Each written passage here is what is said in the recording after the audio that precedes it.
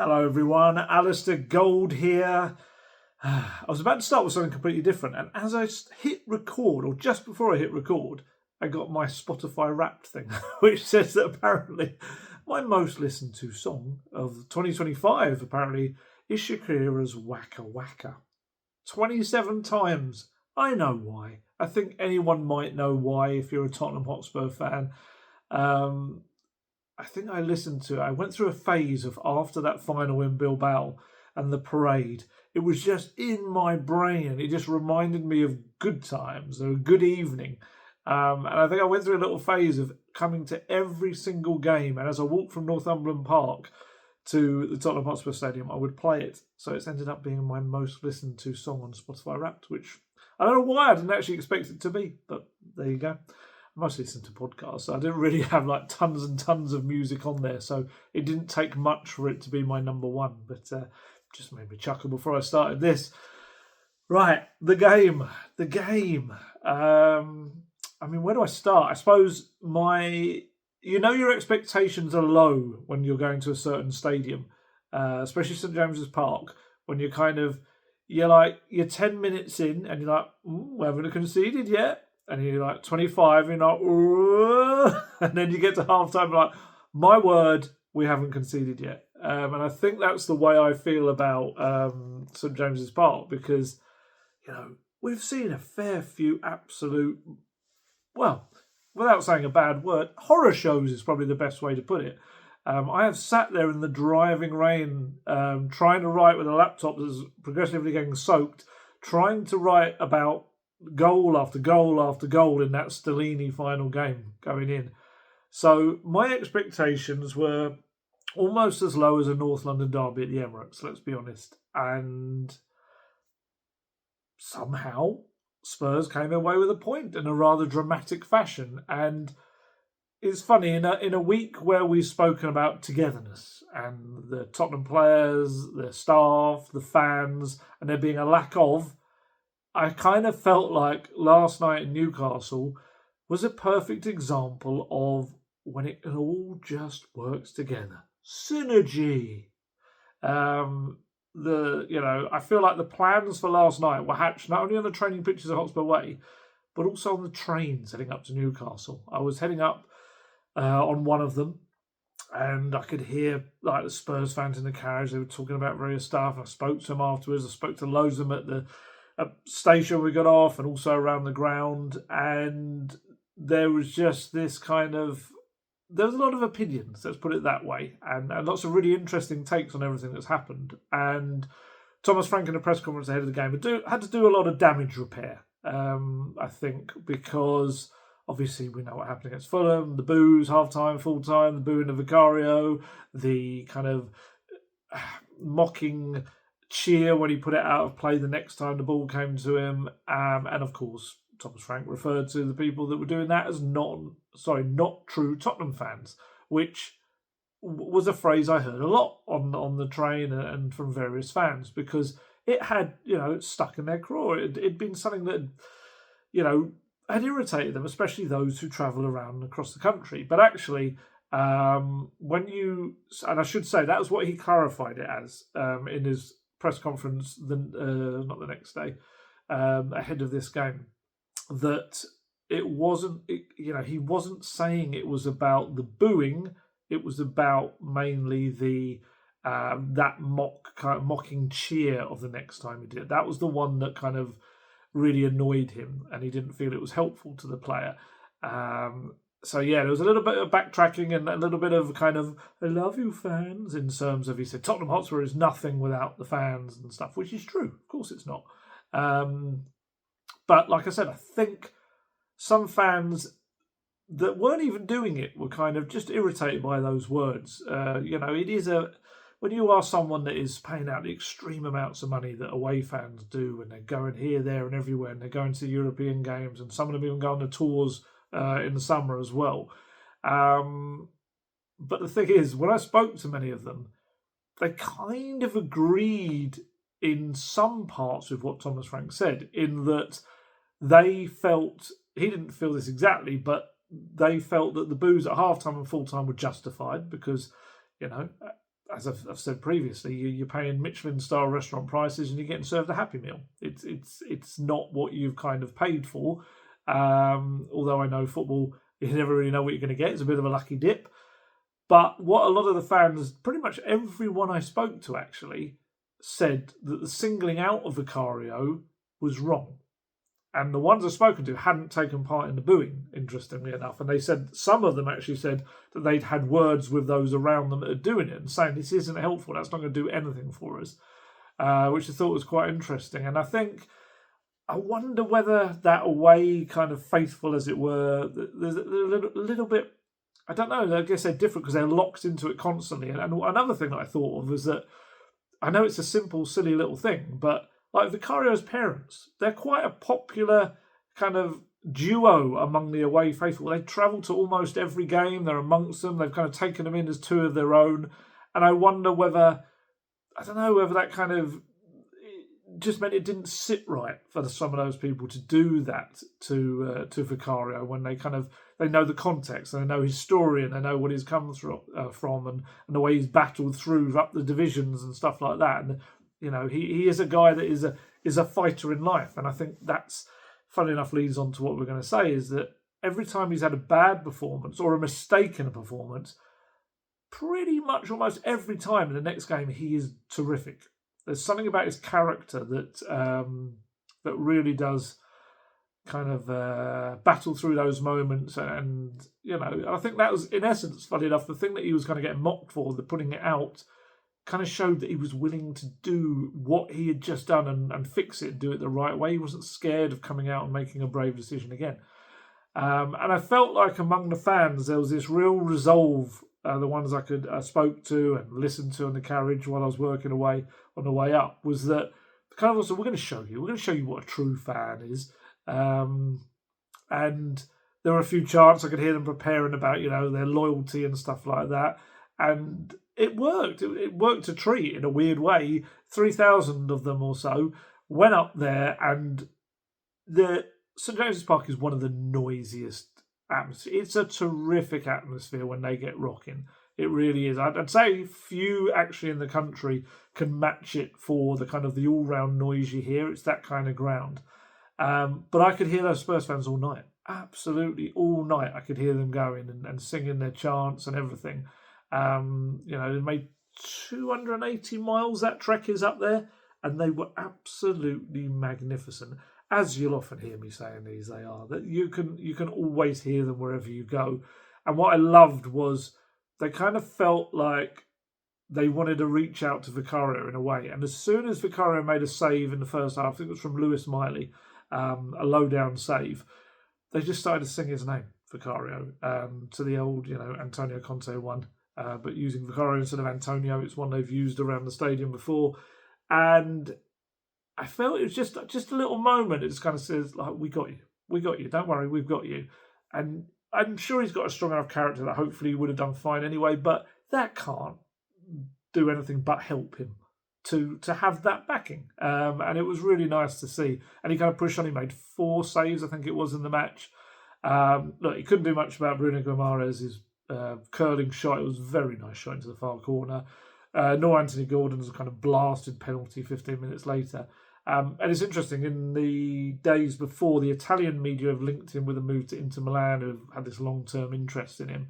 And they're kind of, the events of this week, I guess, kind of intensified those reports. But there he was in a Spurs shirt. And look, he apologised after the game for his mistake. And he apologised after Saturday's game, and after last night's game, he went over to the supporter sitting up in the gods in that stand, and just had this really nice moment, kind of almost by himself with them, applauding up at them as they were singing his name back to him. And it just shows you kind of how quickly football turns around and how things change, and almost like bridges have been built and mistakes have been forgiven. And yeah, it's just nice. I love stuff like that. I do. I really do. That's where you see the good in football, when things like that happen. And even Pedro Porro drew criticism after the game. He kind of stuck up for Vicario. Obviously had that angry reaction towards Bergvall after the whistle, and then did his own statement that kind of parroted Thomas Frank's true Spurs fans thing.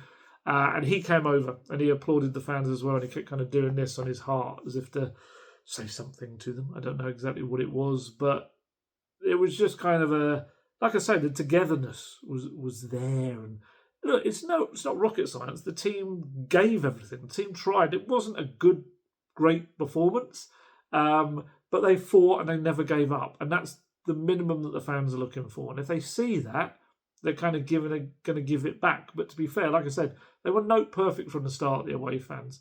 They were so good. And actually, as the final whistle goes, I just remembered, they sang like, "We love you, Tottenham, we do." And it was just a really nice moment as if to say, like, yeah, we know you put us through some utter crap, but we still love you, kind of thing. And I just thought it was really nice. That was the first thing my youngest daughter started kind of music getting used to and clapping was "We love you, Tottenham, we do." I remember kind of so training her. It sounds like I've got a dog or something. Well, I have got a dog, but she's not the dog. Yeah, that was the first song she kind of started to clap in rhythm to as a very young baby. Thomas Frank, I asked him about stuff after, and he said, "I think our fans exceptional, travelling 3,000 up here. The way they supported us throughout the game, singing. We also heard them singing and praising Vic throughout the game. That's togetherness. You could hear them here, and it's a difficult place to come as away fans and be loud enough, but we could hear them. They put so much effort into it, matched the effort from the team, and that togetherness drove us forward, and it gave us a more than well-deserved point." Just about well-deserved point, I think. It was... They weren't great. They had spells when they were dreadful. They had spells when they kind of got a handle on the game, Spurs. They didn't... The attacking issues are still there. They needed a centre-back to score both their goals. It was a fourth game in a row where they have not had a shot on target in the first half. Some reports were saying 5. I think we looked back and saw that technically is a shot in the first half against Chelsea that had counted as one on target. But still, yeah. I wouldn't say they were great. They were barely good. I'm not even sure if I could say they were good. But they fought and they battled and they defended really well. That's, one of the things about the game was that, yes, Newcastle had 19 shots, but I wouldn't say Vicario was called upon to make probably one or two really good saves. The most were quite comfortable, and the rest were defended really well. Or they were from outside the box. Probably the only one that caused a real issue was Joe Linton's shot that hit the post, I'd say, in the first half as well. But yeah, it was. I think the key thing was, like I said, they showed fight. And certainly the recent derbies especially, they have not looked like they've been showing fight. So that was there. There was character there. And it is, like I said, at a ground where they have had some horrible, horrible moments. And Newcastle came into this game off the back of 7 wins in 9 matches. They were in form and ready for the game. And they are a team of giants. You half expect the BFG to kind of come out of the tunnel and go, hello. Because, you've got Byrne, Walter Marde, you've got Thiaw, however you say the centre-back's name. And those just very big human beings, what they would do is they would just sling these deep crosses to the back post. Whether it was a cross, whether it was a free kick, whether it was a corner, whether it was a long throw, everything seemed to go to the back post where someone was to knock it back across. They sent 40 crosses in total to Spurs box, which is mad. And Romero was there to head loads of them away. Kevin Danso, I thought, was really impressive on the night to head them away as well. And before the game, there obviously people had seen the team sheet and they were like, Mickey van der Ven, hello, because he was on the bench. I must admit, my first thought was exactly kind of what it ended up being. It's like, he has had these injury issues, had the hamstring problems over the recent seasons. He's just played 3 games in a week within 7 days. It is probably a push to keep him going, especially as Romero had a rest, not because he meant to, but because he was suspended from the Fulham game. So it kind of made sense. But also on another side, it also made sense to use Danso because he's a better aerial kind of defender for me than Mickey van der Ven at this point. I think Mickey is learning and developing a lot in that aspect. But I think if you were going to ask me who I would expect to win a battle in the box in the air, it's probably going to be Danso over Van der Ven. So I kind of understood that if you're going into the land of the giants, to put Danso in there. And obviously, you also benefit from his long throw, which they hurled in a couple of times as well. And actually, to be fair to Vicario was very good in a proactive sense in claiming the ball, punching the ball away. I thought he did really well into some tough pressure moments with defence kind of hemming him in there. And actually, he also got what I think he looked like he got hit with a couple of things thrown from the crowd. Certainly seemed to be saying to the referee that, he pointed to the back of his leg and he's going like twice. And the referee came over to I think it was a member of the ground staff or someone from the Premier League. I don't know who it was, but certainly he seemed to be saying something. It wasn't one of those where he passed over something that had been thrown, but he was just saying that something had happened. I'd say Spurs showed resilience, if not fluency. That attacking fluency is still not there. Romero's 2 goals were the only 2 shots on target in the game from 8 efforts they had.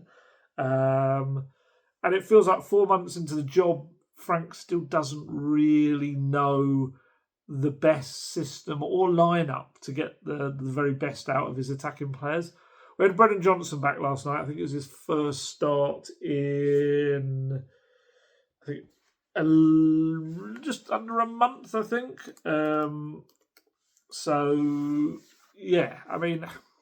you know what? I know how people are going to how they react to Brennan Johnson. There's this kind of inbuilt thing of, he's rubbish, without sometimes I think looking at everything. And actually I thought last night was one of those where I thought off the ball, he was really, really good. And I know some people say, but it's more important what he does on the ball. But actually, I thought even with the ball, he was very direct. Far more direct than probably people we've seen in that left-wing role in recent weeks.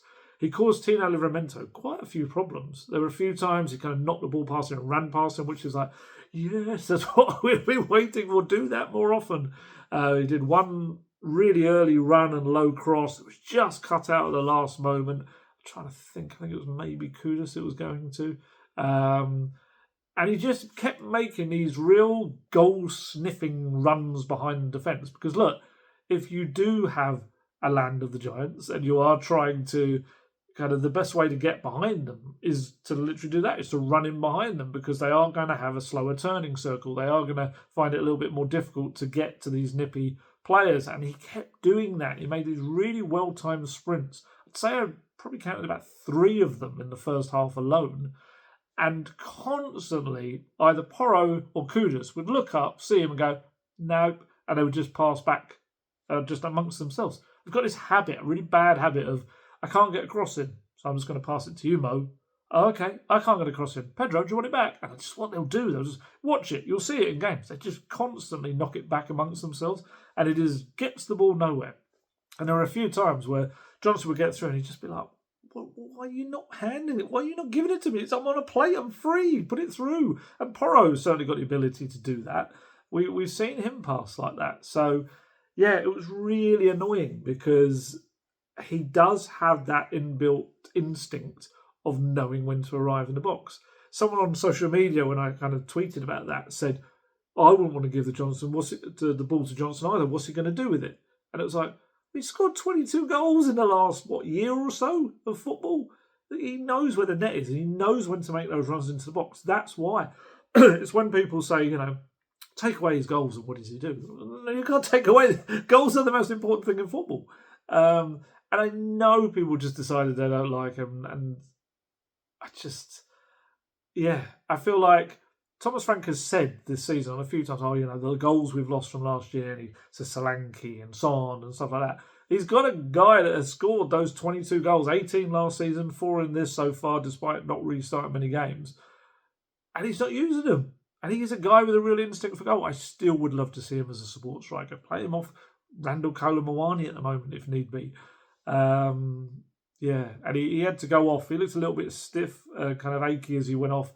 I'm hoping that's more to do with just suddenly have to play 77 minutes after not starting for a while.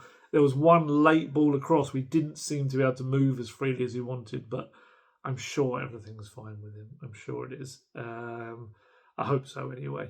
Talking of Randall Colomawani, I thought he put in a real selfless performance. It was one of running. It was one of pressing. He just did all the dirty work, but unfortunately with no rewards. I kind of expected when Callum Moani was coming to the club that, okay, you're going to get a finisher, you're going to get someone that can run with the ball down the lines because he can be a winger as well. I don't think I was prepared for how hard he works, how hard he presses, and how he's just decided, he's a lone player. He could quite, feasibly kind of go, oh, I'm not going to be here for long term. But actually, he's bought into what Frank wants of his strikers. He really goes for it. He really closes down, and his fitness is getting so much better. You can see that as well. I think I like him. I think he's a good striker. I just want the goals to flow for him. But for that, he needs better service around him. Kudus, I'm loath to kind of criticise him too much because beautiful cross for Romero's first goal. Really nice ball, low ball for Bergvall that he backflicked over the crossbar.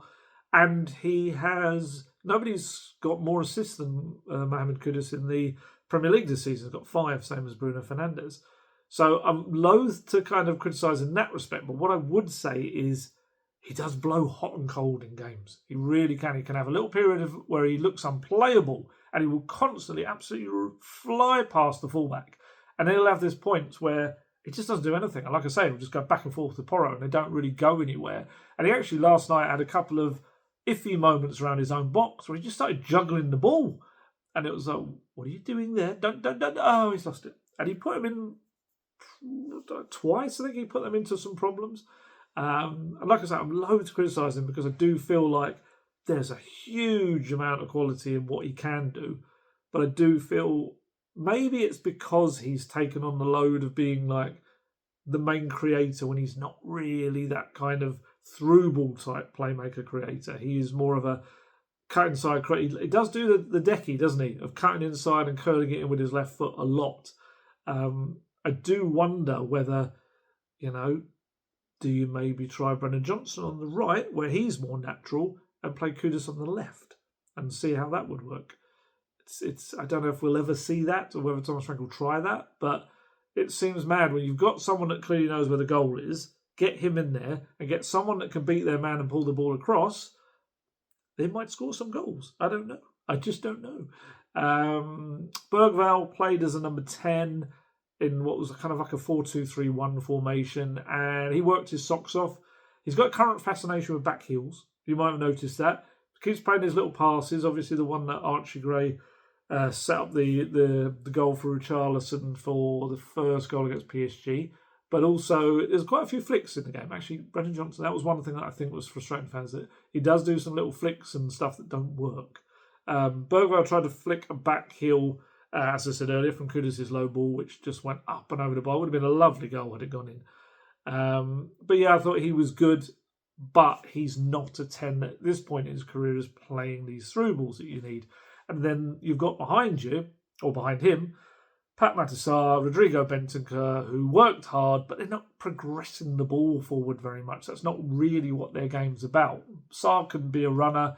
Bentancur is maybe more safe, although he gave the ball away a few times. He kind of had a mixed game. Some moments where he was really important, and in some moments where he kind of just gifted them the ball. Maybe that's what it is. Maybe when he tries progressive passing, he can't do it. Because there were a few really frustratingly weak and under-hit passes that went nowhere near the Spurs player. And that's why you kind of wonder whether it's difficult, because yes, you might have lost some of the battle in the midfield in terms of strength, but if you were to play, let's say, Bergvall alongside Bentancur, if you're going to go with those two last night, maybe play Xavi in front of them as a 10.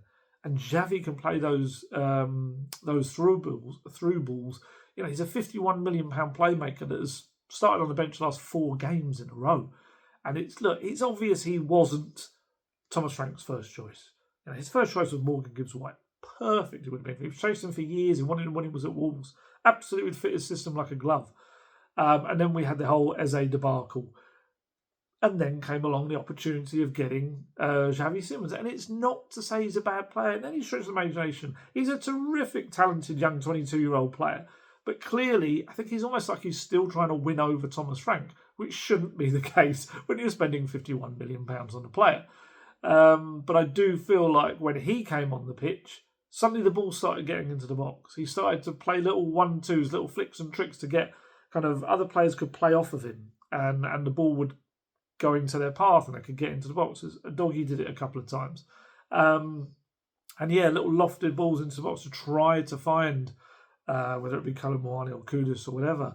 And yeah, it just feels almost like at this point, if you're not scoring goals and you are struggling attacking wise, you only have one playmaker fit, just get him in the side. If it doesn't work, say to everyone, look, it didn't work. That's fine. We can judge that. But it just seems mad that if it's an area you are struggling with, not to use someone, it almost kind of delves into this stubborn thing. And it may be something that we don't know. We're not seeing it. Maybe, Xavi Simons at Leipzig, certainly in the media, there was a perception that he was a bit of a sulker when things weren't going his way. And then, and he would kind of make his feelings known to a lot of his teammates. I don't know whether that's happening at Spurs. I haven't heard that that's the case. But maybe there is something. Maybe he isn't reacting too well to being left out. I don't know. But I think actually, didn't he say the other day, Thomas Frank, to be fair, that Xavi had trained really well this week, but then finds himself not in the starting lineup. It's a little bit like the Matisse Tell situation. Excuse me. Matisse Tell, comes in, does well, scores a goal, is on the bench the next game, and sometimes doesn't even come on. There needs to be, a reward for efforts, and it doesn't always feel like that in a Thomas Frank team. It feels like there's a lot of rotation, but not always kind of a reward for those that are doing well, or a logic in terms of Xavi. But yeah. Oh, I forgot to mention Brendan Johnson. Brendan Johnson just reminded me. He did make a goal line clearance as well, didn't he, in the second half, which was really, really important. And yes, and then when the penalty, I can't forget the penalty. Because the reason I'm thinking of that is because Brendan Johnson, can't say was meant to be marking Dan Burn, but his job during the game was essentially to disrupt him, put him off. And, we've seen players do that. Sometimes you'll be like, why is that smaller player on that huge hulk of a centre-back? And the reason is, they know they're not going to jump up and match them aerially, because few players can. So what you do is you put someone on there that's going to annoy them. It's going to put them off. It might little tickle under the armpit or something. But Johnson was kind of trying to do that job, like chief tickler or anything. And then Bentancur, the job went to him, and then we have the most ridiculous moment probably of the game, where he and this 6'7" centre-back are kind of tangling away. There was very little contact in a way of dragging Burn to the ground. At one point, Bentancur's doing this. He's like got his arms in the air like that. And another point, Burn had him in a headlock. And suddenly they were like, oh, it's being checked. I'm looking at the monitor watching it. I just said to the other reporters around me, I was like, well, it's not going to be a penalty. There's absolutely nothing in that is a penalty. I was watching it back, and then he goes, and you're like, oh my goodness. Because they're never going to go, no, you're right. You know what, lads? I think I'm right. I don't agree with you. The fact that I've seen it as nothing wrong, the fact the officials seen it as nothing wrong, yeah, if anything, there was reasons in that to give a foul against Burn. It was really weird. I guess the argument is that Bentancur is looking at the player rather than the ball. But if you're facing that way, you aren't really looking at the ball. You are kind of looking at your man. And if you're going to do that, there needs to be a consistency. There should be penalties handed out every single game for that, because that's how people defend. They turn and they kind of marshal and they try and stop, and everyone is just kind of trying to stop that player being able to get a free run to get the power on their header that they need. And obviously Anthony Gordon fires home the penalty, which I think it was his first Premier League goal since January, which surprised me. Spoke to Thomas Frank about it afterwards. He said it's very disappointed to concede, because for me it's never a penalty. Even speaking to some people from Newcastle were here, they didn't think it's a penalty. We need the consistency, because that penalty that would be given 2 times a game. I think the referee's call on the pitch nailed it, and VAR can only be if it's clear and obvious. And as we were waiting for the press conference to start, we noticed that Romero, or certainly whoever runs Romero's Twitter X account, whatever you want to call it, had retweeted Rio Ferdinand's post after the game, which said, disgraceful decision to reward Newcastle penalty. Whoever's controlling the VAR should be ashamed. And then the ref then reviews it and should be also well done, Newcastle. The amount of power it would take to knock over someone of 6'7" Dan Burns' frame to the floor. It was not what we saw. It would probably take a steam engine to knock him over, to be honest. And I saw a tweet about it today, and it's true. One of the most annoying things is when a player is heading away, a defensive player is heading away from their goal towards a corner or something, and someone just taps them on the back. The most likely thing, and they go, oh, and they fall on the ball and hold it. I think there should be a ban on that being a free kick because it is so frustrating. It is the amount of time we must see that 100 times in a game. It is so frustrating. So yeah, that was a penalty, which obviously had come after Romero's first goal. And it was kind of left to Romero to save the day. He became Tottenham's best attacker on the day, which is not a good thing. He missed the Fulham game, obviously, through suspension. And I think he was missed as well as missing it. Even though he hadn't been great against PSG, I still feel probably at least one, if not both, of those early goals doesn't get conceded. I think his front foot aggressive nature probably stops them. And so this game, it was more, well, he did some good work at the back. He had some iffy moments. Barnes flew past him at one point and he played one poor, I think he tried to do a drag back in the early minutes, which gifted the ball straight to Newcastle. But he also had some very good moments, and he did that thing that we've often joked about before where he likes to linger up the field. He kind of feels like he's a number 9. I think, I can't remember, maybe a corner or a long throw, and he stayed up there, and thank goodness he did, because Kudus knocks it in. Lovely header. I mean, Harry Kane would have been proud by, I think actually that was my favourite of the 2 goals. Romero kind of leaps, dives in, and gets around Burn to head into the net. It's a beautiful goal that, like I say, any attacker would be proud of past Ramsdale. And then came the 94th minute moment of acrobatics, let's say.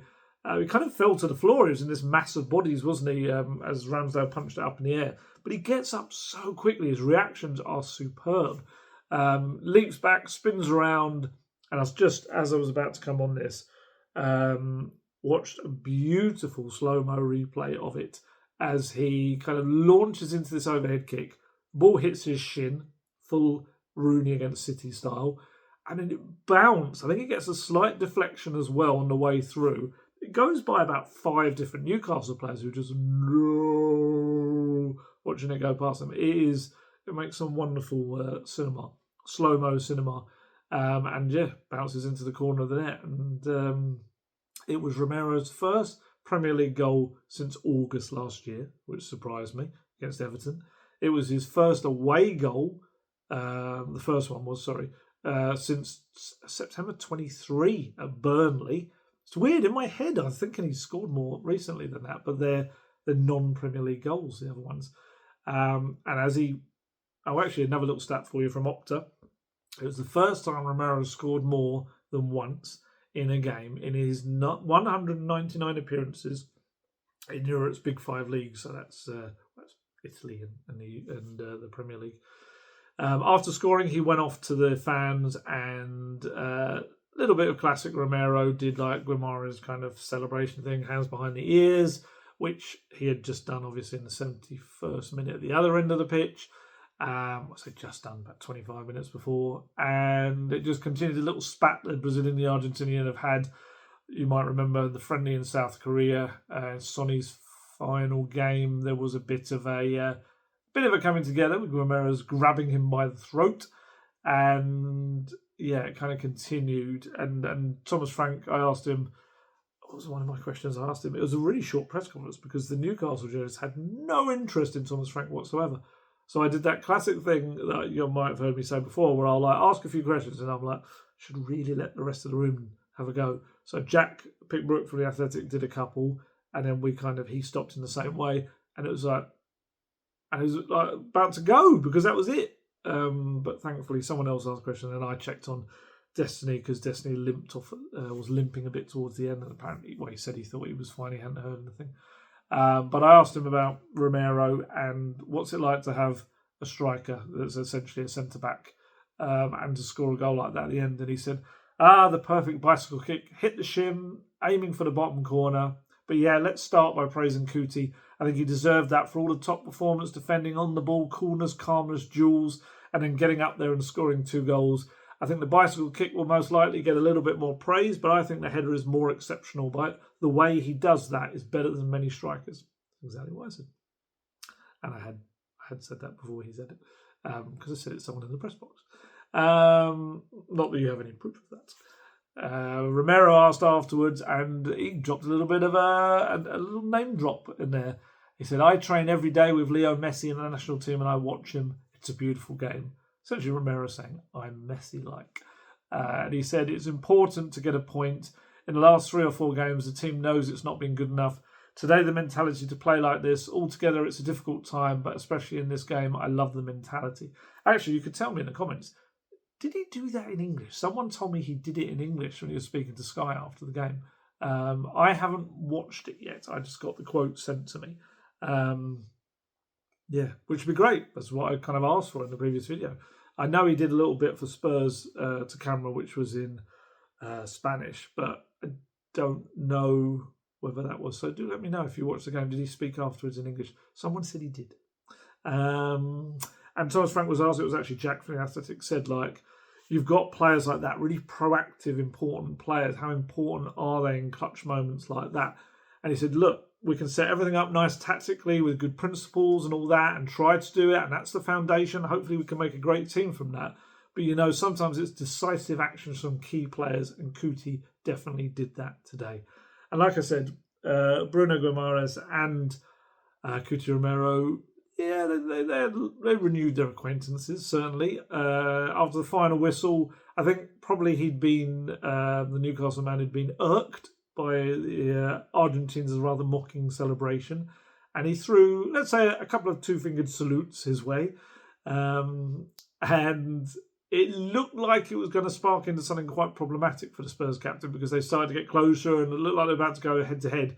And then out of nowhere came Matisse Tell, like Superman, suddenly arrived in the scene, and he just grabbed Romero, put his arm around him, and started pulling him away. And Vicario actually ran over as well, and kind of between the two of them, they got them away. And that's really actually an important moment from Tell. You know, he not only put in the corner that led to his goal, but there's another assist or pre-assist in a way in that moment because, you know, Romero's already on a yellow card from the game. Just returned from a suspension for accumulating 5 bookings. A second yellow card and ensuing red that would have come from that, and maybe worse, you know, it might have been a straight red if there was any physical confrontation. He could have missed a fair few games. So fair play to Matisse Tell for recognising what was about to happen. He is a very mature guy, Matisse Tell. I've noticed that about him. It's quite funny if you watch the footage. There's like I saw Odebear's looking at it going like, ooh, no, and Matisse Tell just goes straight in there. You know, we've seen Matisse Tell go into the crowd and talk to the fans and all that before, and I think he is. We talk about proactive. He is quite a proactive guy. And so yeah, while Wilson's going, ooh, that's not going to be good. That's not going to end well. You see Matisse goes, I've got to stop this, and he does. Fair play to him because Romero was starting. The mist was rising. The red mist, although never red, should never be red if you're Tottenham Hotspur. So that was that. That was sorted, thankfully. And yes, in the end, Romero was saved from himself, as he had saved Spurs from themselves, I guess. Picked up a point when many of us were fearing the worst. Be honest. I mean, there was a few people, as I was heading up to the game, a few Spurs fans were saying, it would be classic Spurs to go and get like a point here or 3. And I get that, but also it would be classic Spurs to absolutely get hammered at St James's Park as well. Yeah, and you could see how much it meant to Thomas Frank as well. I looked down when the goal went in. He absolutely went mad with the celebration. It was a proper wild one. And look, he knows. He's well aware this was not a pretty game by any stretch of the imagination. But it was the kind of dramatic fight back that maybe just forges the spirit for people just to step in the right direction again. He said afterwards, I think it's hugely important. The PSG performance was good. I think the team gave everything against Fulham, but it was just a nightmare game in some ways because you're 2-0 down after 6 minutes. But then you have to keep going and get something out of it today. And that's the only way forward. We know that. If you're a tough runner, there's only one way, and that is to work hard and keep going. And the team did that very well today. And yeah, next up we have we have Thomas Frank's old side coming to Tottenham Hotspur Stadium. You know, he's got a lot of love for his former employers, of course, but I'm sure, like us, he would love nothing more than to beat them on Saturday. Also, because it's incredibly awkward if he loses to them, because they could rightly just, say, yeah, nice one, mate. Great decision there. Well done. And they could probably say that to Spurs as well if he loses. And it's a home game. It's a home game. We need to get some entertainment at home. We need to get some good entertainment. It needs to change. And actually, we've got 2 home games in the space of a couple of days. We've got the Slavia Prague Champions League game, which will also bring us the return of Sonny. Sonny is back to say a proper emotional goodbye, no doubt, to the club that obviously served with distinction for a decade.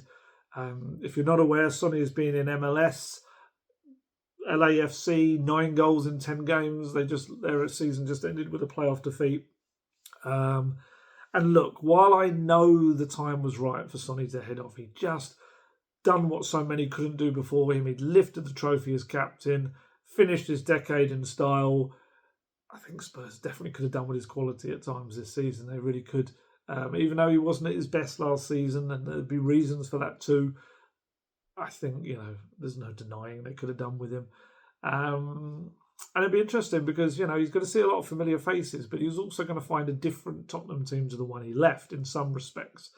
And whether that's a good thing or not remains to be seen, because Thomas Frank is striving to prove that it is a better team, or it can be a better team in the long run if he's given the time and the patience that, let's be honest, very few Tottenham managers are actually allowed to have. But yeah, it'd be great to see Sonny. It'll be great to hear what he says. I wonder if he can get through any halftime stuff without crying. And I'm sure it's not a cynical marketing thing from Spurs. I think it is just the way it's happened with how he finished his MLS season. But I wonder if that's going to bump up that crowd. Was it Tuesday night? Slavia Prague at home probably wasn't going to be a great crowd.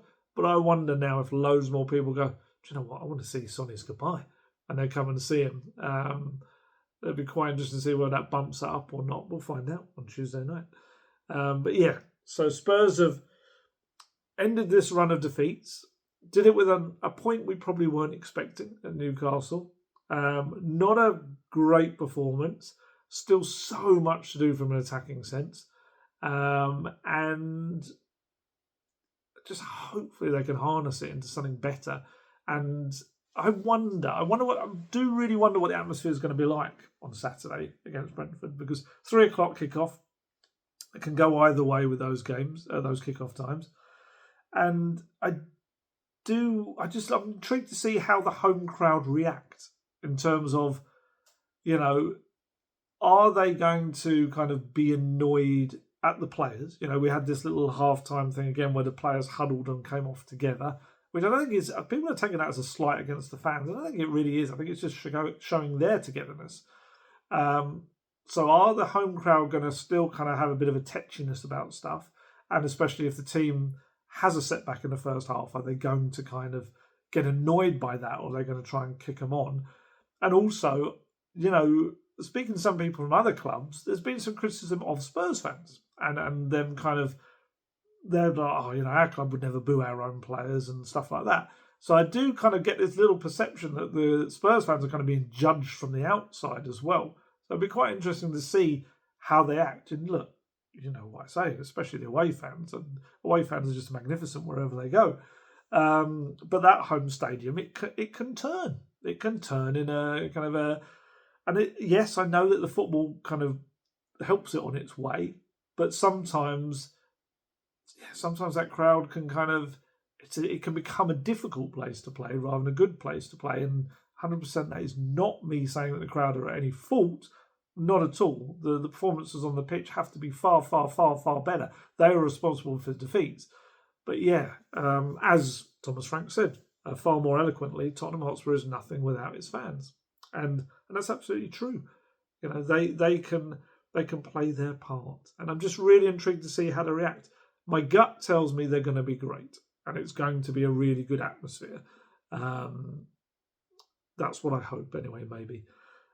it could really be helpful if Spurs would just get an early goal. I don't know. I haven't decided what my team I'd like to see is.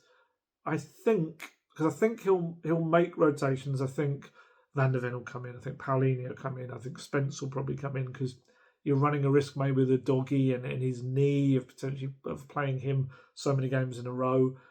I do wonder. Let me know what you think about it. Whether because he might rest Bergvall. Bergvall has started each of the recent games, hasn't he? After having not played for a month. I wonder if he would go a little bit left field and go with maybe Gray and Paulinho behind Xavi. Do it that way. That for me has someone that's going to sit. It has a runner in Gray. It's got a playmaker in Xavi. I quite like the idea of that. I don't know what will happen in the front three. I've got my feeling that maybe he'll bring Richarlison back in, and Richarlison will get a go up front. And I've been quite a fan of Colomwani, so I kind of would be a little bit disappointed to see that, but then Richarlison may come in and score a hat-trick and everything's fine.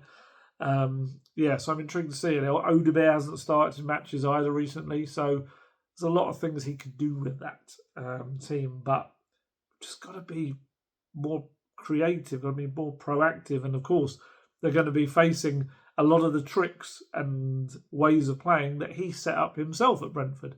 You know, there's going to be the set piece issues. They've got some informed players, especially their striker as well.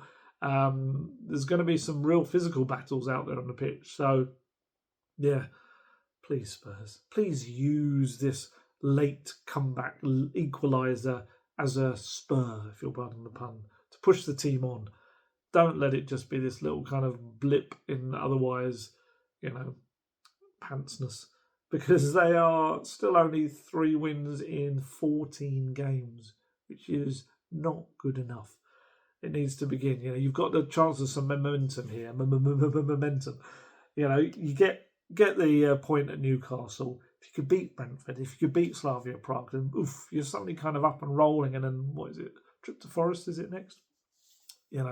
That's not easy either. But there is a chance to get a little pre-Christmas momentum. Give us all a gift for Christmas of some victories, please. Right, time to head off. Very wary that I'm going to start waffling on. What is that? Oh, I thought it was something there. No, it's just a Tottenham Stadium tweet about Madders and his Spotify Wrapped. He clearly didn't have Waka Waka playing 27 times as his top song. But it is because of that. It's all because of that. It's not, I liked the odd Shakira song in the past, but it is very much because we did it in Bilbao. Right, time to go. We've got press conference tomorrow. Thomas Frank seems to have taken a liking to Thursday press conferences now, which is not the ideal day, really, when it's quite a way before a match, especially when you're getting injury news. Not that we get much of injury news anyway. And then the game on Saturday, which hopefully with a 3 o'clock kickoff, I'll be able to do my video that night, but it'll probably still go early next morning rather than burying it in the middle of the night. So keep an eye out for that. Right, time to head off. As always, stay healthy, stay safe, look after yourselves. I shall catch you later. Goodbye.